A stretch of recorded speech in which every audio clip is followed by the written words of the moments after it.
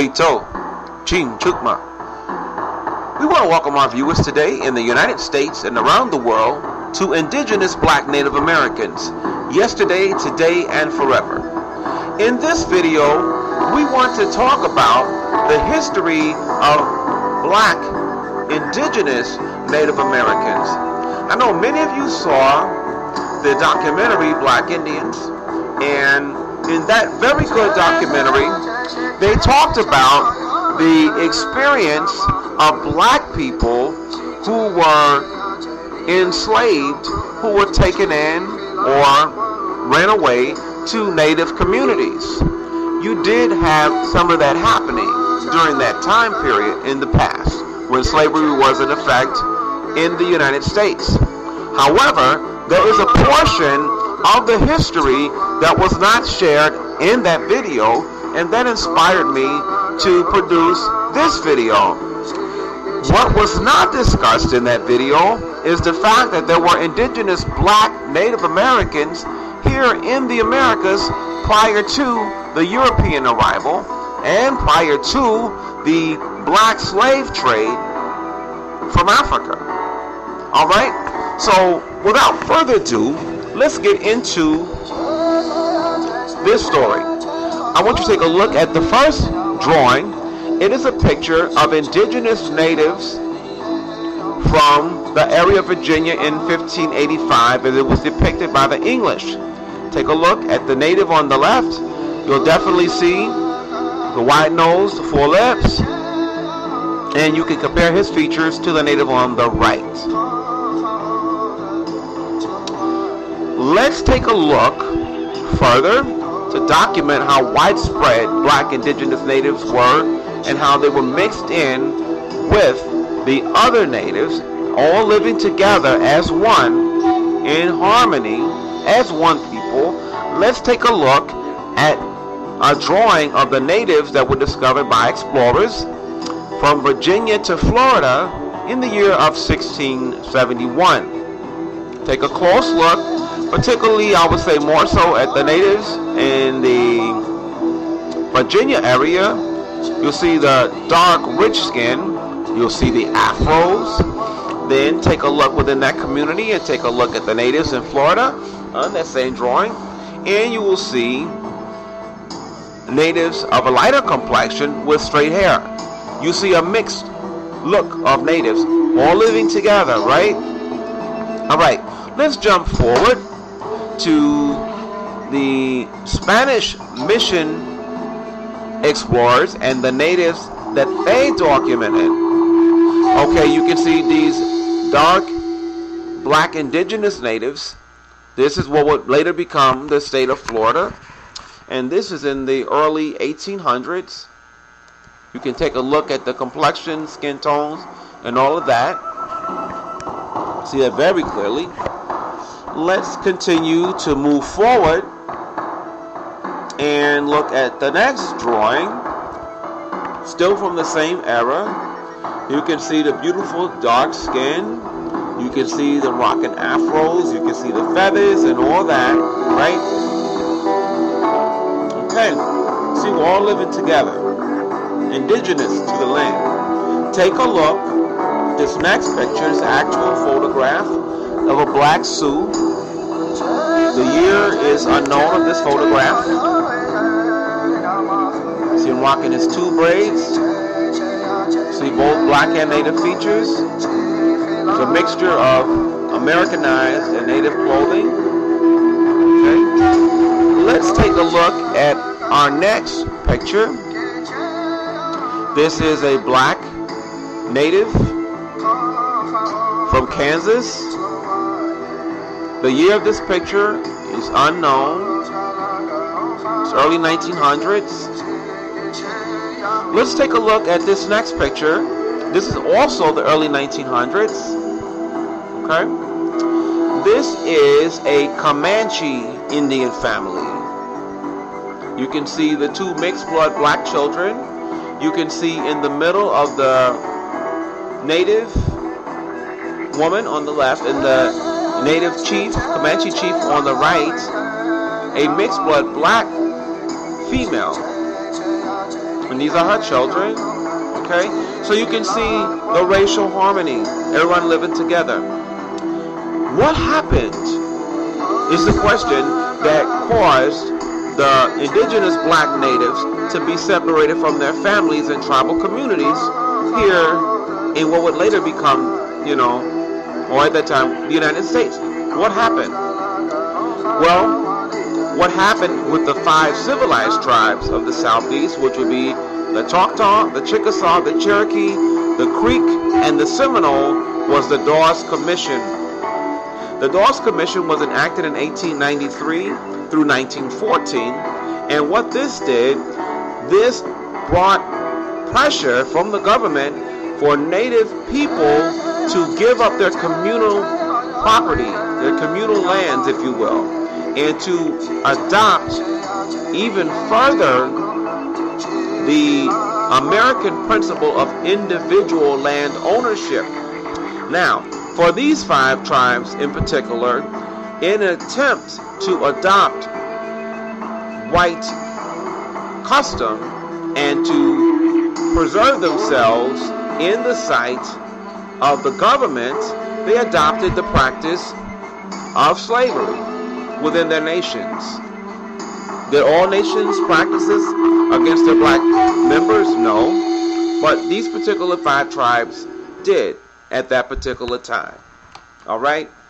What happened when the commission came in to enumerate the people, count them, and get a census of how many people were native or whatever?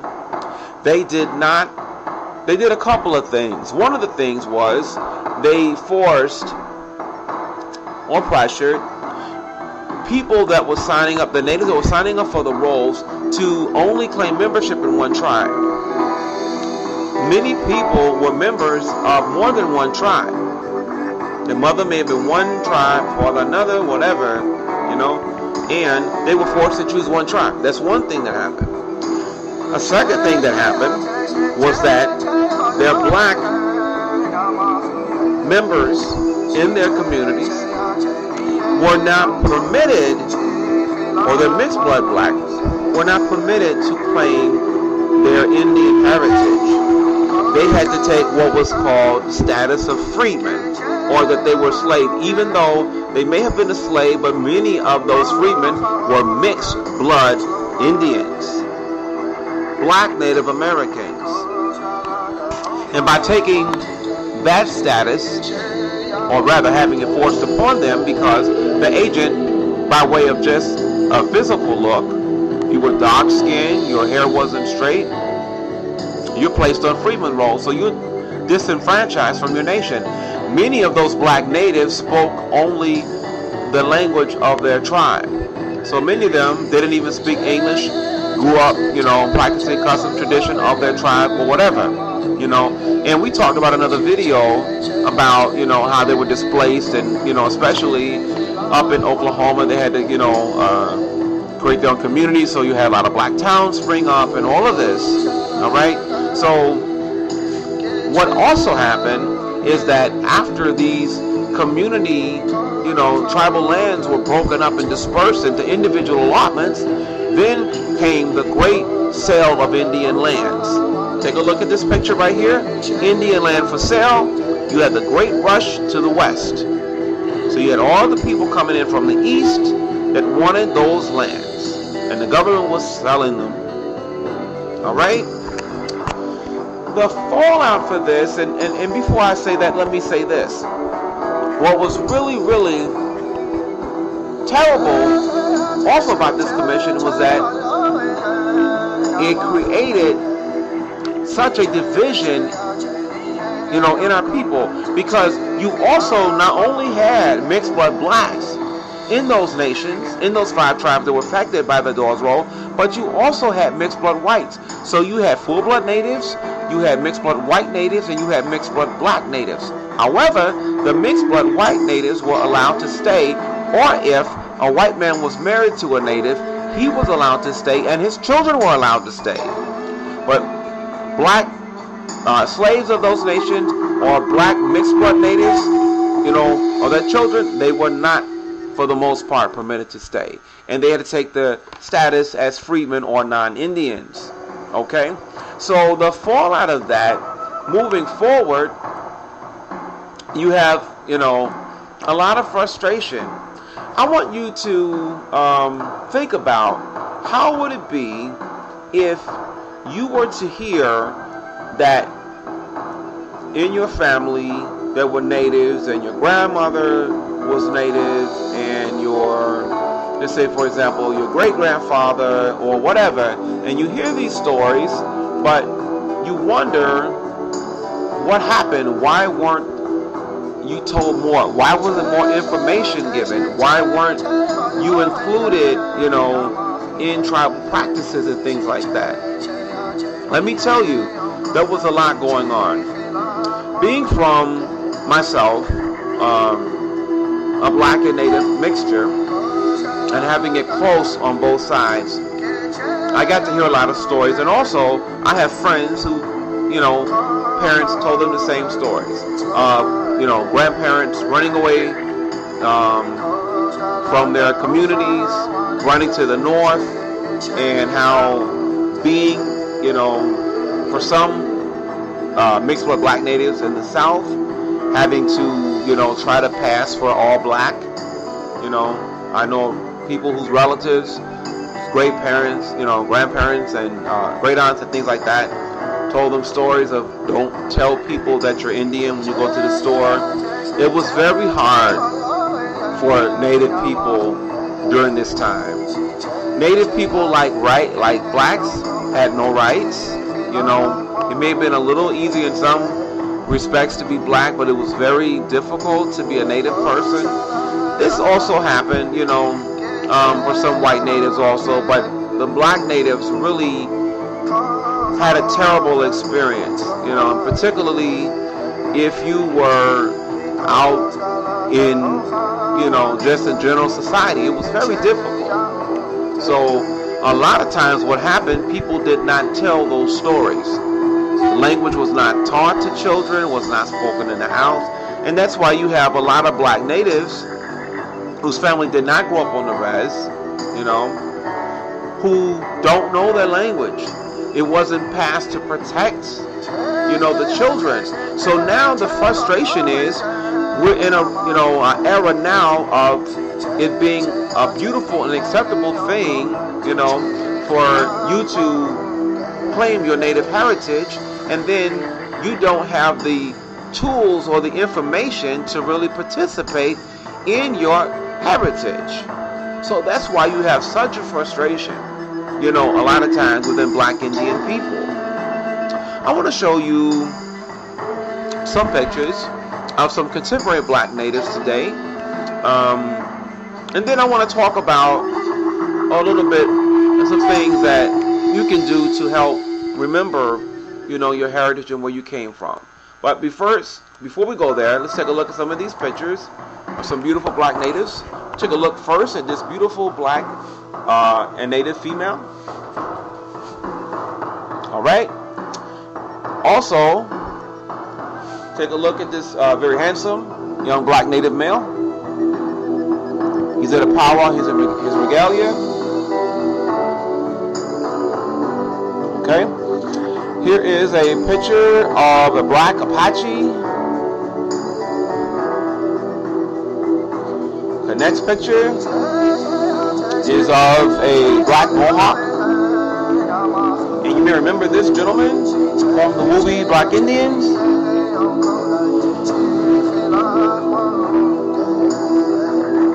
Alright, the next picture is of a dark-skinned black Chata from Mississippi, from the Mississippi band of Chata Indians. The next picture is of a black Onkachuk from Long Island, New York.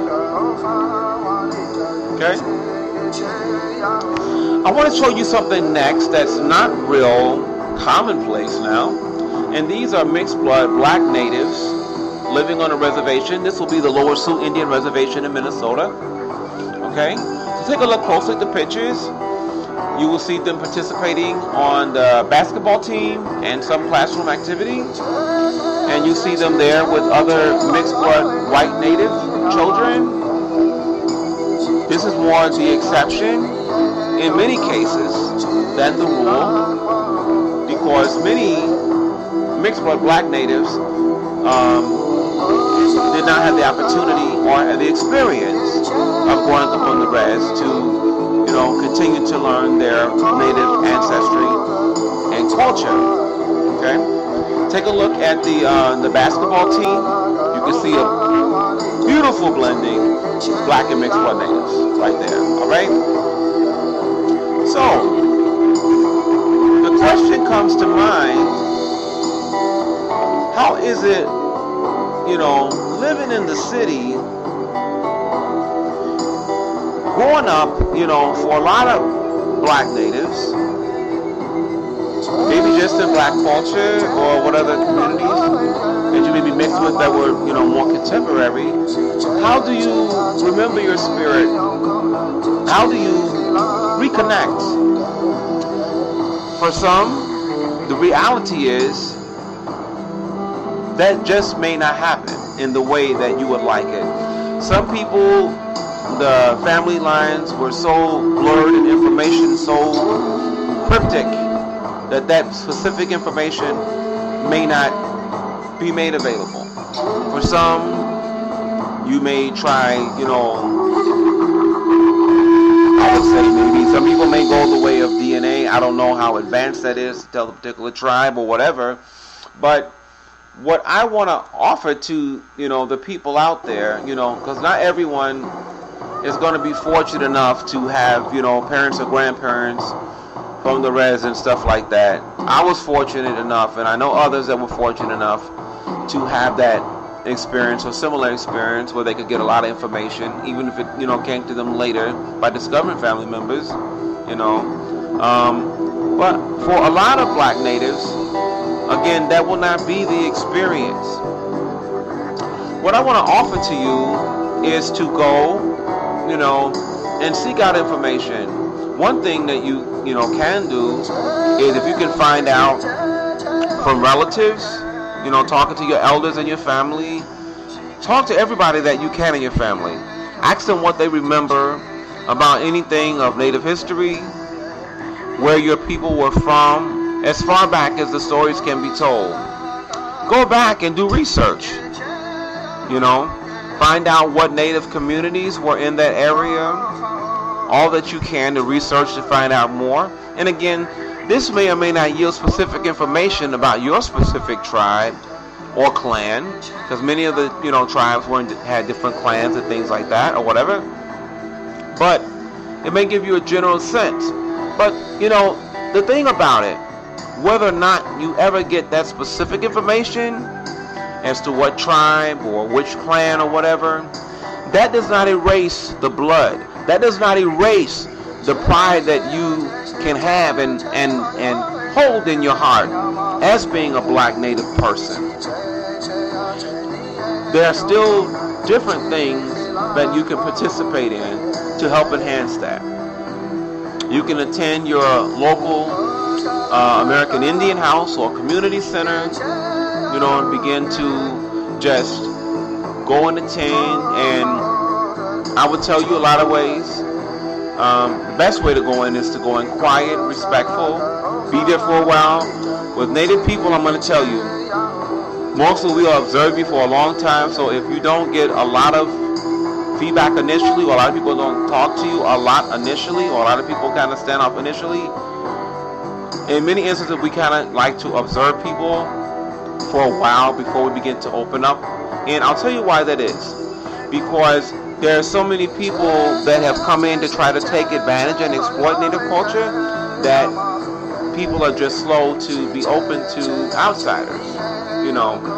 This is not necessarily the rule in every, Indian community or Indian house that you'll go to, but you'll see that more often than not. Take your time, get to know, volunteer, and just let the process happen. Begin to attend powwows if you all can in your area. You can go online, powwow.com, things like that. Check at your Indian house for powwows that may be taking place, and just begin to, take that pride. Listen to native music. There's so many different things that you can do. I mean, for myself, I've done a combination of all the things, and then additionally, as I said, I have family members that brought the information forward, and I was fortunate for that. So I've had a chance to take part in a lot of things with my heritage and culture, especially by having the blood so close as that I do. But I definitely understand how many people out there can feel that maybe have not had that experience or may not have the opportunity to have first-hand information. But don't let that discourage you. Know this: we are who our ancestors were. You can listen to native music. There's so many different types. One of my favorite types is round dancing, and things like that. And as you begin to go, and there's different native communities, depending on where you live, you can go online, and find different ones, and just begin to go and be a part. And many of these communities are made of mixed blood natives like yourself. Many of the people, in local Indian community organizations,